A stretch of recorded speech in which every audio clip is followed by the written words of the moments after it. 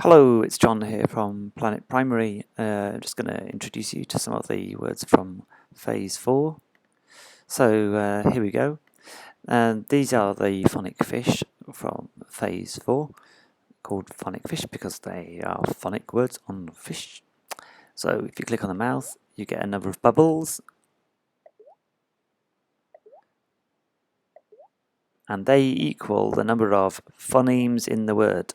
So you can use them for a phoneme count if you want. You can count on your fingers, can click on the mouth and see if you've got the right number of bubbles. Click above the words and you get a sound button for each sound in the word.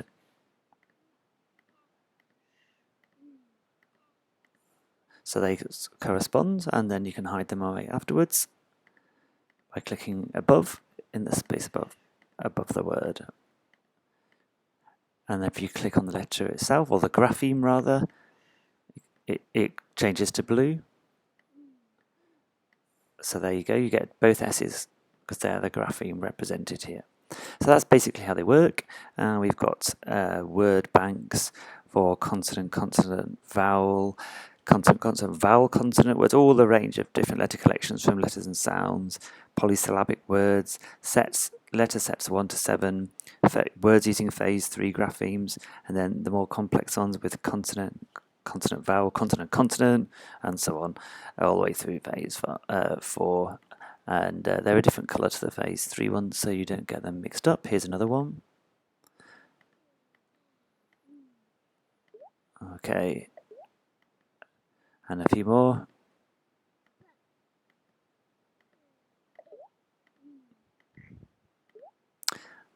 And then finally, I'm just going to show you a random fish collection here. So this time, you click on the starfish, and it loads a different word.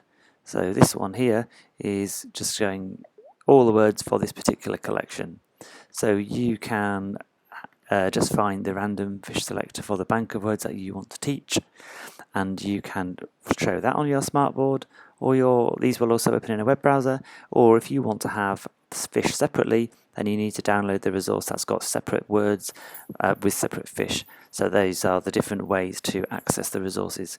The separate words can be useful if you want to drag particular words onto your board, and the random selectors like this are quite good if you want a whole bank of words and you just want to cycle through them as well. So there's all different options there for going through the different ways to use the resources. If you're more creative and you want to create your own teaching files, then maybe you just want to drag the individual words on. There's also a bundle which collects all the phase 4 phonic fish resources together. Okay, well these link up with all sorts of other resources from Planet Primary, so hope you find them useful. Please give us feedback. Thanks.